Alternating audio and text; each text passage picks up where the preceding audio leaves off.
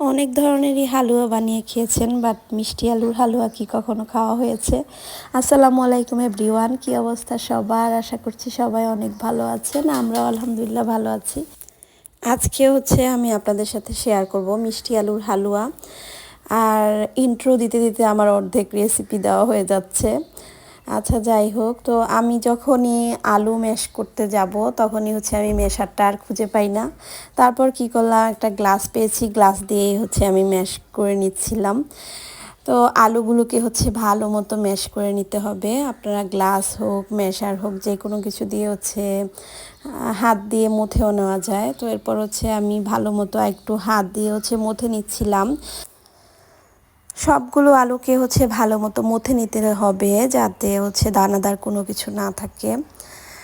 তো আমি একদম সফটভাবে আলুগুলোকে মুথে নিচ্ছি।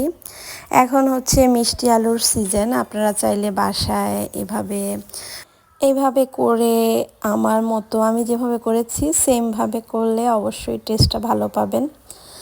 তো এরপর আমি চুলায় প্যান বসিয়ে দিয়েছি। তো এখন প্যানের মধ্যে আমি পরিমাণ মতো ঘি দিয়ে দিয়েছি। ঘিটা যত বেশি যাবে তত বেশি মজা। তো এখানে আমি হাফ কাপের থেকে একটু বেশি ঘি ইউজ করেছি। এরপর এর মধ্যে আমি এলাচ, দারচিনি এগুলো দিয়ে দিয়েছি। দেওয়ার পর ম্যাশ করা যে আলুগুলো ছিল সেগুলো আমি প্যানের মধ্যে দিয়ে দিয়েছি। আর অবশ্যই চুলার আঁচটাকে মিডিয়াম হিটে রাখবেন, নয়তো নিচ দিয়ে পুড়ে যাবে। আর ঘিটা যত বেশি যাবে ততই টেস্ট এই হালুয়াটাতে, আমি আবারও বলছি। তো এরপর আমি সবগুলো আলুকে ভালো মতো নেড়ে চেড়ে এখন রান্না করে নিব। আর আলুটা এমনিতেই অনেক আঠালো, এটা হতে বেশি তেমন একটা সময় লাগে না, খুবই ইজি।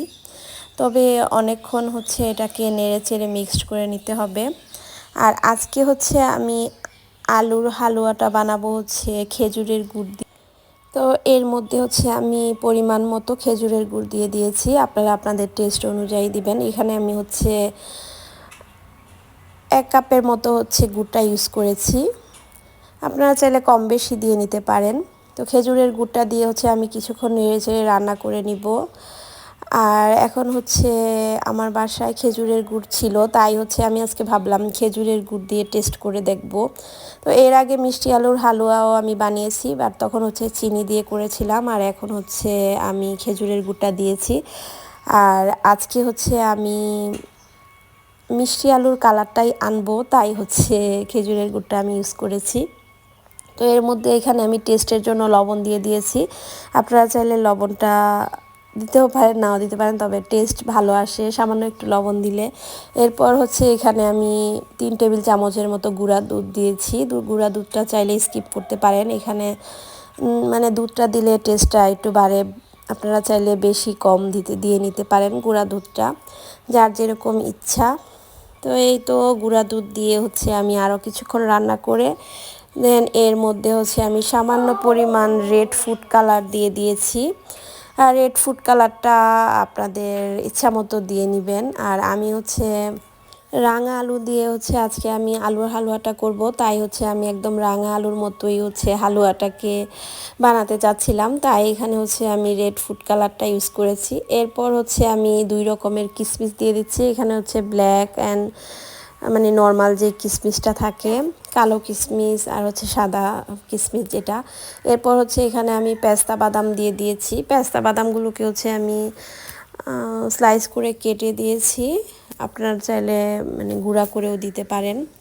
তো এগুলোকে দিয়ে আমি আরও কিছুক্ষণ রান্না করে নিচ্ছিলাম আলুটাকে। এর মধ্যে থেকে কিন্তু খুবই সুন্দর একটা ফ্লেভার বের হচ্ছিল। আপনারা বাসায় ট্রাই করলে অবশ্যই অনেক খুশি হয়ে যাবেন এটা বানিয়ে, এতটাই সুন্দর একটা ফ্লেভার আসে।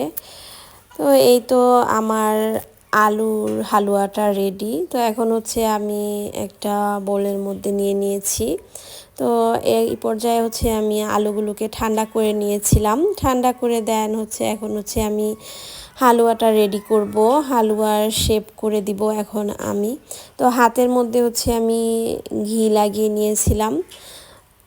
তো এরপর হচ্ছে আমি আলুগুলোকে একদম সেম মিষ্টি আলুর মতো করে শেপ দিচ্ছিলাম। আপনারা চাইলে স্কোয়ার শেপ, ফ্লাওয়ার শেপ যে কোনো শেপেই হচ্ছে মিষ্টি আলুর হালুয়াটা রেডি করতে পারেন, অথবা লাড্ডু শেপ। তো আমি হচ্ছে আজকে একদমই আলুর মতো বানাবো, আমার ইচ্ছা করছিল যে এভাবে বানানোর জন্য। তো সবগুলো আলুকেই হচ্ছে আমি সুন্দর করে হচ্ছে শেপ দিয়ে নিচ্ছিলাম আলুর শেপে।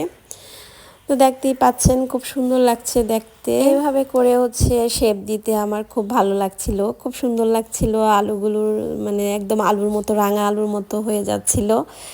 আর খুব সুন্দরভাবে যে কোনো শেপে এটা হচ্ছে আপনারা বানিয়ে নিতে পারবেন বাসায়। আর এইটার টেস্টের কথা আমি কি বলবো, এতটাই টেস্ট হয়েছিল, মুখে দিলেই হচ্ছে একদম মিলিয়ে যাচ্ছিল।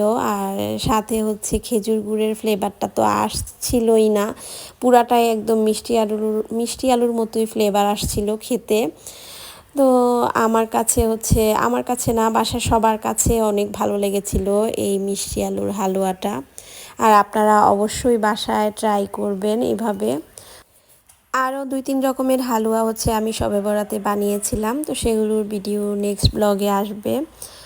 আশা করছি আমার আজকের হালুয়া রেসিপিটা আপনাদের ভালো লেগেছে। ভালো লেগে থাকলে আপনাদের ফ্রেন্ডস অ্যান্ড ফ্যামিলির সাথে শেয়ার করে দিবেন। তো এই তো আমার হালুয়াটা ready. Thank you for watching.